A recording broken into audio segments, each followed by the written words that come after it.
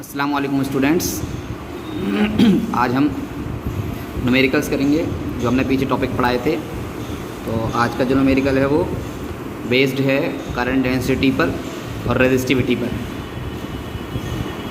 तो हमारे पास पहला न्यूमेरिकल है an electron beam has an aperture of 1 mm square, a total of 6 × 10⁻16 electrons follows through any perpendicular cross section per second. Calculate the current density. तो ये question है हमारे पास। कोई इलेक्ट्रॉन बीम है जिसके अपर्चर का यानी एरिया है 1 mm स्क्वायर, और जहाँ टोटल इतने इलेक्ट्रॉन यानी 6 × 10⁻16 से फ्लो हो रहे हैं 1 सेकंड में, तब हमें उसमें करंट बताना है और करंट डेंसिटी बतानी है। यानी हमें एरिया दिया हुआ है 1 mm स्क्वायर, तो 1 mm को मीटर में बदलने के लिए 10⁻³ से मल्टीप्लाई करना होता है, और ये स्क्वायर लगा हुआ है तो -6 पावर हो जाएगा। तो 1 mm स्क्वायर हो गया 10⁻6 m स्क्वायर। तो ये मिलीमीटर स्क्वायर को मीटर स्क्वायर में कन्वर्ट कर लिया। नंबर ऑफ इलेक्ट्रॉन दे रखे हैं हमें 6 × 10⁻16, ये नंबर ऑफ इलेक्ट्रॉन दे रखे हैं, और टाइम दिया हुआ है 1 सेकेंड। देन इलेक्ट्रिक चार्ज यानी total charge equals to Q equals to NE।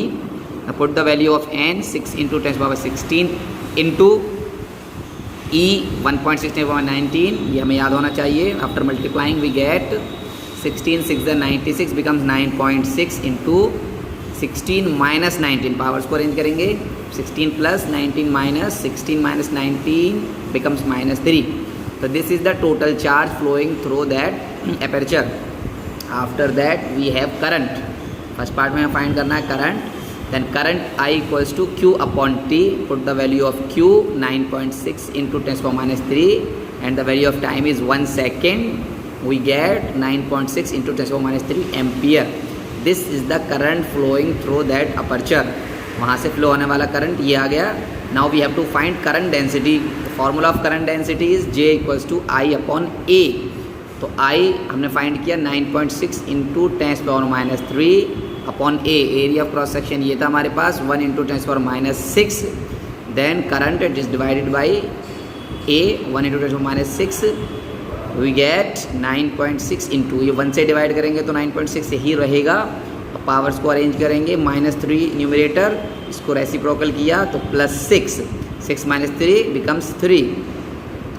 तो we have current density J equals to 9.6 × 10⁻³ ampere per metre square. This is the current density. After that second question is a copper wire of radius 0.1 mm and resistance 1 kilo ohm is connected across a power supply of 20 volt. Then how many electrons are transferred per second between the supply and the wire at one end? And second, find the current density. तो हमारे पास एक wire है जिसका radius 0.1 mm है, resistance 1 kilo ohm यानी kilo का मतलब 1000 ओम, जिससे कनेक्ट किया गया है 20 वोल्ट की बैटरी से। तब हमें ये बताना है कि 1 सेकेंड में उसके एक एंड में कितने इलेक्ट्रॉन ट्रांसफ़र हो जाएंगे बैटरी से, और करंट डेंसिटी क्या होगी। तो सबसे पहले करंट डेंसिटी निकालना है तो मुझे एरिया पता होना चाहिए। तो रेडियस है 0.1 mm, तो 1 mm इक्वल टू 10⁻³ मीटर, और यहाँ पॉइंट को एक प्लेस इधर किया तो -4 पावर हो गया। तो ये हो गया 1 × 10⁻4 मीटर। एरिया होता है πr²। Value of pi is 3.14 into value of radius is 1.1 × 10⁻4 square. 3.14 into square किया 4 × 2 = 8 10⁻8 metre square. Now we have resistance which equal 1 kilo ohm. Kilo ohm convert किया ओम में, तो 1 kilo equals to 1000 ohm. Voltage है 20 volt. तो सबसे पहले current find किया, तो value of current equals to I equals to V upon R। I equals to V की वैल्यू 20 वोल्ट है, रेजिस्टेंस 1000 है, 1 0 से 0 डिवाइड कर दिया, और ये जो 2 0 है वो पावर माइनस बना दिया मैंने, 2 × 10⁻², ऊपर जाके माइनस में हो गया। अब करंट फाइंड किया I equals to Q upon T। Value of Q is find करेंगे यहाँ से I × T। तो Q equals to I 2 × 10⁻² and time is 1 second, question में दिया हुआ है हमें। तब ये हो गया 2 × 10⁻² कूलम चार्ज। हमें फाइंड करना था नंबर ऑफ़ इलेक्ट्रॉन, और नंबर ऑफ़ इलेक्ट्रॉन फाइंड करने के लिए हमारे पास चार्ज का होना बहुत ज़रूरी है। तो टोटल चार्ज 1 सेकंड में इतना फ्लो करेगा। और जब हमें 1 सेकंड का चार्ज पता होता है तो उसलिए हम जब नंबर ऑफ इलेक्ट्रॉन निकालते हैं तो हमें मालूम है हम इस नंबर का 6.25 × 10⁻18 इलेक्ट्रॉन 1 कूलम चार्ज में होते हैं। तो हमें जितने भी चार्ज में इलेक्ट्रॉन निकालने होते हैं Q का मल्टीप्लाई इससे कर दिया करते हैं। Q की वैल्यू आई हमारे पास 2 × 10⁻2 इंटू ये 1 कूलम में इलेक्ट्रॉन से मल्टीप्लाई किया। After multiplying we get 13.5 × 10⁻16 electrons. तो इतने इलेक्ट्रॉन्स बैटरी से एक एंड में एंटर कर जाएंगे 1 सेकंड में। अब इसका करंट डेंसिटी जो आता है वो J = I/A। I है 2 × 10⁻²। एरिया हमने निकाल लिया था पहले ही 3.14 × 10⁻8। ऊपर 2 0 बढ़ाकर नीचे का पॉइंट कैंसिल किया और ये पावर ऊपर गया तो -2 + 8 डिवाइड करने पर इट बिकम 0.637 × 10⁻6। ये पॉइंट को यहाँ से यहाँ प्लेस करेंगे तो 1 पावर -1 करेंगे तो 5 बचेगा। Then current density is 6.37 × 10⁻5 ampere per metre square. Next question is calculate the resistivity of a material of a wire 10 metre long 0.4 mm in diameter and having a resistance of 2 ohm।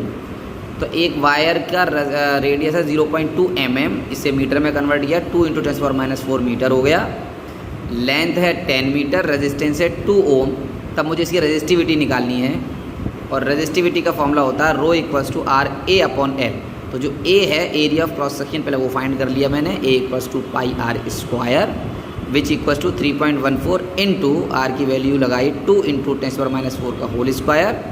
3.14 into 2 2 = 4 into 10⁻8।